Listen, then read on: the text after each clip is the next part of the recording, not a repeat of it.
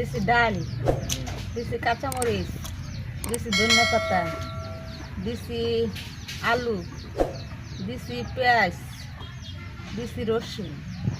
এখন আমি হলুদ হলুদ মরিচের গুঁড়া দেবো। এটা কি? ধনিয়ার গুঁড়া। এখন আমি ধনিয়ার গুঁড়া দেবো। ডালে একটু আদা বাটা জিরা বাটাও দিতে হবে। নিয়ে নিলাম, একটু জিরা নিয়ে নিলাম।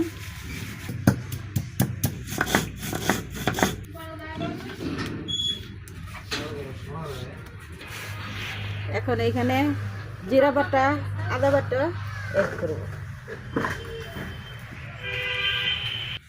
এখন একটু লবণ দিতে হবে, আর একটু সামান্য লাগবে। আসেন আমরা এখন সুন্দরভাবে একটু ডালটা সুন্দরভাবে মেখে নিতে হবে।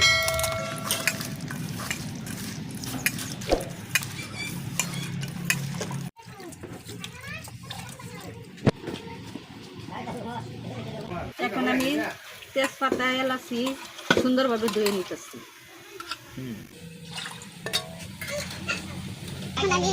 তেল দিতেছি।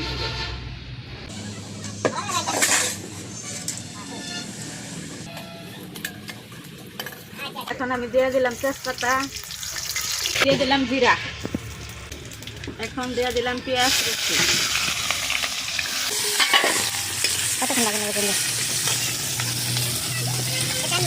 এখন বাজবো, যে সময় যে আমরা বাদাম কালার হয়ে গেছে, তারপরে আমরা এইসব দিয়ে দিই। বাদাম কালার হয়ে গেলে সব কিছু একসাথে দিয়ে দিই। সুন্দরভাবে বাজিয়ে নেব।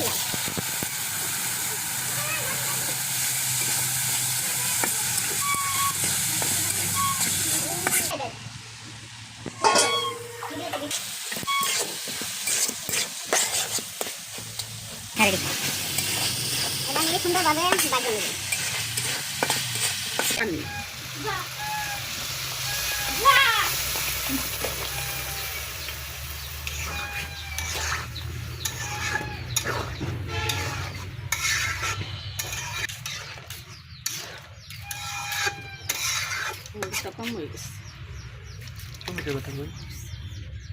টমেটো দিলে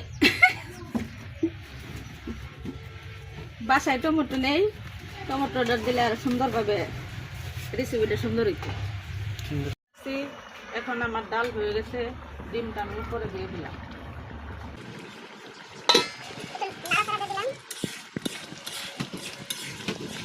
ধনিয়া পাতা দিয়ে দিলাম। শেষে আলু ডিম দিয়ে ডাল রান্না আমার শেষ হলো।